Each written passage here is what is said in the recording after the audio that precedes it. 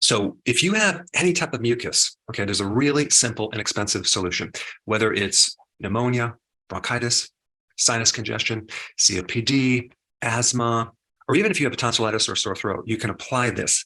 And it's basically using salt. There's been a long history that goes way back to the 1700s or even a lot earlier of using certain types of salt therapy, especially for your immune system. Doctors back then were recommending going to the sea, right? Breathing in that sea air. Other people recommended sea bathing.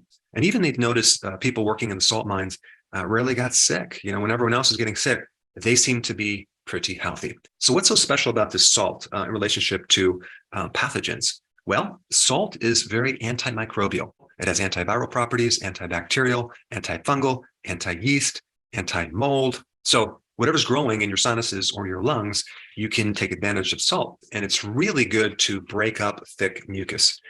There's many different ways you can apply this depending on how much you want to spend. I mean, the cheapest thing is to go to the coastal region where there's sea air and just, be in that environment, just breathe that salt air. Another thing you can do is just take a teaspoon of sea salt, dissolve it in a glass of warm water and drink that. That actually helps as well. You can go to a salt house, which is a little more expensive. You can get a neti pot, which they normally use saline solution.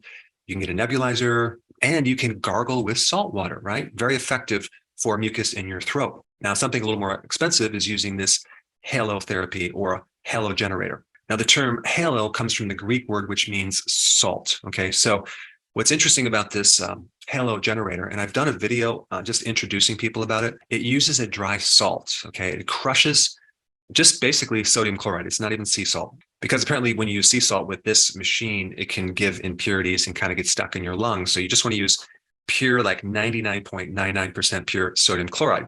It crushes it up into very small particles, and then it has a way of shooting it through the air through your room. So as you're sleeping at night, you're breathing in these very tiny salt particles, which have super absorbing properties. It can actually go right into your skin.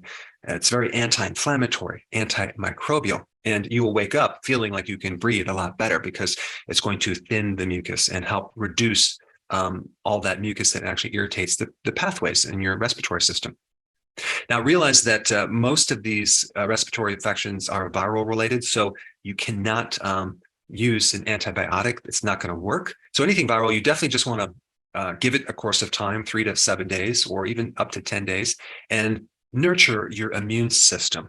Use things without side effects. I know a lot of people with small children, at the first sign of a fever, they're concerned. They want to get rid of that fever. But getting rid of the fever increases the duration of the infection. So you want to let the immune system take over and just nurture it, help it. That fever is good. It's actually cooking these viruses so they can't survive.